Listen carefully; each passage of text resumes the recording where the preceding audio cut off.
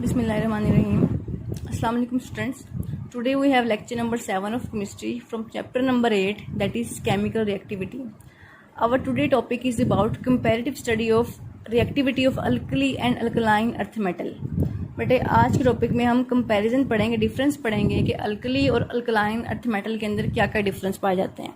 तो बेटे हमारे पास यहाँ पे 3 एलिमेंट हैं जिनमें सोडियम, मैग्नीशियम और कैल्शियम है। ठीक है बेटे, सोडियम जो है वो बिलोंग करता है अल्कली मेटल से, जबकि मैग्नीशियम और कैल्शियम अल्कलाइन अर्थ मेटल से बिलोंग करते हैं। तो बेटे हमारे पास प्रॉपर्टीज हैं जिनको हम डिस्कस करेंगे।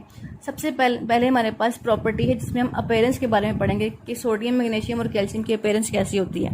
तो बेटे अगर अपीयरेंस के लिए ऐसे देखा जाए तो सोडियम की अपीयरेंस जो है वो सिल्वरी वाइट होती है और उसके अंदर मेटालिक लस्टर पाई जाती है, यानी कि शाइन पाई जाती है, लेकिन ये सॉफ्ट होता है, बहुत ज़्यादा सॉफ्ट।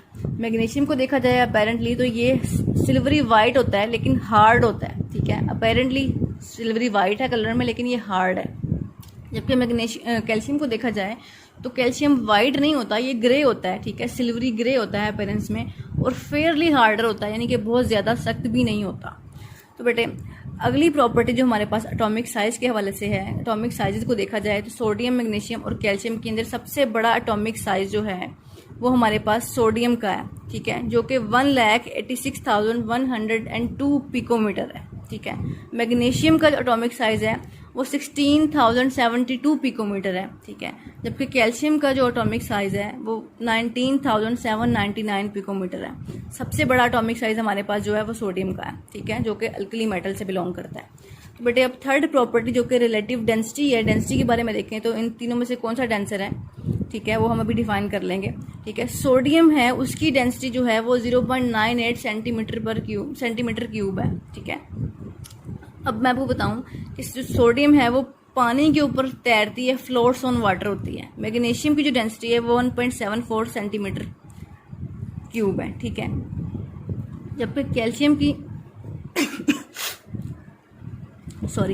जबकि कैल्शियम की डेंसिटी जो है 1.55 ग्राम सेंटीमीटर पर क्यूब है। ठीक है बेटे, मैग्नीशियम में भी ग्राम यहाँ पे आप लिख लें, 1.74 ग्राम सेंटीमीटर पर क्यूब डेंसिटी का यूनिट यही होता है। ठीक है, यहाँ पे इसको नहीं लिख सकी, ये आप मेंशन कर लें, 1.55 ग्राम पर सेंटीमीटर क्यूब कैल्शियम की डेंसिटी हमारे पास आ गई। बेटे अब हम मेलेबिलिटी की तरफ चलते हैं। हम लोगों ने पढ़ा था अपने प्रीवियस कंसेप्ट में मेटल्स की प्रॉपर्टीज में कि वो मेलेबल होती हैं और डक्टाइल होती हैं। ठीक है, अब मेलेबिलिटी वाला कॉन्सेप्ट देखा जाए तो सोडियम जो है वो वेरी मेलेबल है और डक्टाइल भी है। ठीक है, यानी कि इसको हम इजीली कन्वर्ट कर सकते हैं वायर्स में और शीट्स में। ठीक है, अब मैग्नीशियम के बारे में देखा जाए तो ये मेलेबल है और डक्टाइल भी है, लेकिन सोडियम से थोड़ा कम। कैल्शियम के बारे में देखा जाए, कैल्शियम भी मेलेबल है और डक्टाइल भी है, इनको भी हम कन्वर्ट कर सकते हैं शीट में और वायर में। तो बेटे हम अपने 5th प्रॉपर्टी की तरफ चलते हैं जो कंडक्टिविटी के बारे में है। तो बेटे आपको पता है कि मेटल्स जो होते हैं वो सब के सब गुड कंडक्टर होते हैं। ठीक है, कोई ज़्यादा हार्ड फेयरली कंडक्टर है, कोई मॉडरेट कंडक्टर है। ठीक है, और कोई पुअर कंडक्टर है, लेकिन जो मेटल्स हैं बेसिकली हैं कंडक्टर हैं। सोडियम वो है गुड कंडक्टर ऑफ हीट, इसी तरह मैग्नीशियम भी गुड कंडक्टर ऑफ हीट है, कैल्शियम भी हमारे पास गुड कंडक्टर ऑफ हीट होता है। अब मेल्टिंग पॉइंट के हवाले से देखा जाए तो सोडियम का जो मेल्टिंग पॉइंट है वो 97 डिग्री सेल्सियस है। ठीक है, जबकि मैग्नीशियम का 650 डिग्री सेल्सियस मेल्टिंग पॉइंट आ रहा है हमारे पास। कैल्शियम का मेल्टिंग पॉइंट है 839 डिग्री सेल्सियस। बेटे अल्कली मेटल्स के बारे में हमने प्रॉपर्टीज में पढ़ा था मेटल्स की कि उनके मेल्टिंग पॉइंट इतने शार्प नहीं होते। तो आप देख सकते हैं कि सोडियम का मेल्टिंग पॉइंट इतना शार्प नहीं है, 97 डिग्री सेल्सियस, जबकि मैग्नीशियम और कैल्शियम के जो मेल्टिंग पॉइंट है वो हाई हैं। ठीक है, इनके sharp melting and boiling point है। तो बेटे बॉइलिंग पॉइंट देख लेते हैं सोडियम का। सोडियम का जो बॉइलिंग पॉइंट है वो 883 डिग्री सेल्सियस है, जबकि मैग्नीशियम का बॉइलिंग पॉइंट है 1090 डिग्री सेल्सियस। इसी तरह हमारे पास कैल्शियम का जो बॉइलिंग पॉइंट है वो सबसे ज़्यादा है, जो कि 1484 डिग्री सेल्सियस है, यानी कि शार्प बॉइलिंग पॉइंट है। ठीक है बेटे, अब हम आयोनाइजेशन एनर्जी वाले प्रॉपर्टी को पढ़ते हैं कि सोडियम, मैग्नीशियम और कैल्शियम में आयोनाइजेशन एनर्जी किस तरह से एग्जिस्ट करती है। बेटे आपको याद होगा मैंने आपको बताया था कि सोडियम की जो इलेक्ट्रॉनिक कन्फिग्रेशन है वो NS1 है, क्योंकि वो अल्कली मेटल है, जबकि अल्कलाइन अर्थ मेटल की इलेक्ट्रॉनिक कन्फिगरेशन एंड होती है NH2 पे, ठीक है, यानी कि वैलेंस शेल में 2 इलेक्ट्रॉन हैं, ठीक है। बट यही एक रीज़न है कि सोडियम की आयोनाइजेशन एनर्जी सिर्फ फर्स्ट आयोनाइजेशन एनर्जी होती है, सेकंड आयोनाइजेशन एनर्जी की हमें ज़रूरत नहीं पड़ती, क्योंकि वैलेंस इलेक्ट्रॉन में सिर्फ एक ही इलेक्ट्रॉन प्रेजेंट होता है। जबकि मैग्नीशियम और कैल्शियम में हमें 2 आयोनाइजेशन एनर्जी रिक्वायर्ड है, यानी कि first ionization energy to remove 1 electron and second ionization energy to remove second electron that is present in valence shell, ठीक है। तो बेटे हम देखते हैं सोडियम की आयोनाइजेशन एनर्जी क्या है, यानी कि 496 किलो जूल पर मोल सोडियम की आयोनाइजेशन एनर्जी है, जो कि एक ही है, क्योंकि एक इलेक्ट्रॉन है तो यहाँ पर सेकंड तो नहीं आएगी। मैग्नीशियम की हमारे पास फर्स्ट और सेकंड आयोनाइजेशन एनर्जी प्रेजेंट है, कैल्शियम की भी हमारे पास फर्स्ट और सेकंड आयोनाइजेशन एनर्जी प्रेजेंट है। मैग्नीशियम की फर्स्ट आयोनाइजेशन एनर्जी है 738 किलो जूल पर मोल, जबकि सेकंड उसकी आयोनाइजेशन एनर्जी है 1450, ठीक है, किलो जूल पर मोल। इसी तरह कैल्शियम की first ionization energy 590 kilo joule per mole है, जबकि उसकी second ionization energy 1145 kilo joule per mole है। बेटे अब हमारे पास एंड पे जो यहाँ पे प्रॉपर्टी आ रही है, ठीक है, उसमें हमने फ्लेम में इनकी बर्निंग देखनी है कि जब ये बर्न होते हैं एयर में तो किस तरह का फ्लेम इनका अपेयर होता है। बेटे सोडियम जब बर्न होती है ना तो एयर में इसका जो फ्लेम होता है वो गोल्डन येलो होता है, जबकि मैग्नीशियम का फ्लेम जो होता है वो ब्रिलियंट वाइट सा होता है। कैल्शियम का जो फ्लेम है वो ब्रिक रेड आपको पता है ना, जिस तरह की ईंट होती है सुर्ख सी, उस तरह का रेड होता है कलर। तो बेटे ये हमारे पास बेसिकली प्रॉपर्टीज़ के हवाले से आ गई इनका डिफरेंस कंपैरिजन। बेटे अब हम नेक्स्ट पढ़ने लगे हैं comparison of chemical properties. Physical properties आपने पढ़ लिया, अब हम केमिकल प्रॉपर्टीज़ के बारे में पढ़ते हैं कि अल्कली मेटल और अल्कलाइन अर्थ मेटल की केमिकल प्रॉपर्टीज़ में क्या डिफरेंस है। बेटे अगर हमारे पास देखा जाए अकरेंस के ये कहाँ कहाँ पाई जाती हैं, तो अल्कली मेटल जो हैं ये कंबाइंड फॉर्म में पाई जाती हैं लेकिन होती बहुत रिएक्टिव हैं, ठीक है। जबकि अल्कलाइन अर्थ मेटल भी कंबाइंड फॉर्म में पाई जाती हैं पर ये फेयरली रिएक्टिव होती हैं, रेडिली रिएक्टिव नहीं होती, ठीक है, जबकि अल्कली मेटल वेरी रिएक्टिव थी। अब इलेक्ट्रोपॉजिटिविटी के लिहाज से देखा जाए तो अल्कली मेटल्स की जो इलेक्ट्रोपॉजिटिविटी है वो हाईली इलेक्ट्रोपॉजिटिव है, ठीक है। Alkaline earth metal less electropositive है, ठीक है। इनकी ionization energy value 520 kilo joule per mole जो कि लिथियम के लिए है, यहाँ से लेके वेरी करती है 370 किलो जूल पर मोल जो कि सीजियम के लिए है। जबकि इलेक्ट्रोपॉजिटिविटी जो है और आयोनाइजेशन एनर्जी जो है अल्कलाइन अर्थ मेटल की वो डिफरेंट है अल्कली मेटल से। हम देखते हैं आयोनाइजेशन एनर्जी वैल्यू जो है अल्कलाइन अर्थ मेटल की वो वेरी करती है 1757 किलो जूल पर मोल से 965 किलो जूल पर मोल जो कि बेरियम के लिए होती है। बट थर्ड हमारे पास केमिकल प्रॉपर्टी है जिसमें हमने देखना है कि रिएक्शन जब वाटर के साथ करती है तो क्या होता है। बेटे अल्कली मेटल जब भी वाटर के साथ रिएक्ट करेंगे तो विगोरसली रिएक्ट करेंगे, यानी कि रूम टेम्परेचर पे भी वो रिएक्ट कर लेंगे। हमें यहाँ पे कोई भी एक्सटर्नल सोर्स यानी कि हीट प्रोवाइड करने की ज़रूरत नहीं पड़ेगी। लेकिन ये जब रिएक्ट करेंगे वाटर के साथ तो ये अल्कलाइन सोल्यूशन और हाइड्रोजन गैस इवोल्व होगी यहाँ पे, ठीक है। रिएक्शन हम देख लेते हैं। सोडियम जो कि अल्कली मेटल है वो वाटर के साथ रिएक्ट करने के बाद सोडियम हाइड्रोक्साइड बना रहा है, यानी कि अल्कलाइन सोल्यूशन बन रहा है यहाँ पे, ठीक है, और हाइड्रोजन गैस यहाँ पे इवोल्व हो रही है। जबकि अल्कलाइन अर्थ मेटल जब रिएक्ट करते हैं वाटर के साथ तो ये हीटिंग के बाद रिएक्ट करते हैं, ये विगोरसली रिएक्शन नहीं देते, ठीक है, हमें हीटिंग प्रोवाइड करनी पड़ती है तब रिएक्शन जो है वो यहाँ पे टेक प्लेस होता है। मैग्नीशियम जब वाटर के साथ रिएक्ट करता है तो हमारे पास MgO बनता है और हाइड्रोजन गैस इवॉल्व होती है। MgO जो कि यहाँ पे अभी कंप्लीट ऑक्साइड तो नहीं है, ये फर्दर रिएक्ट करेगा वाटर के साथ तो मैग्नीशियम हाइड्रोक्साइड हमारे पास बनेगा, ठीक हो गया। और ये एक बेस है, ठीक है बेटे, MgOH2 जो है ये हमारे पास बेस होती है। अब हमारे पास थर्ड पे है fourth pair reaction with oxygen chemical property में।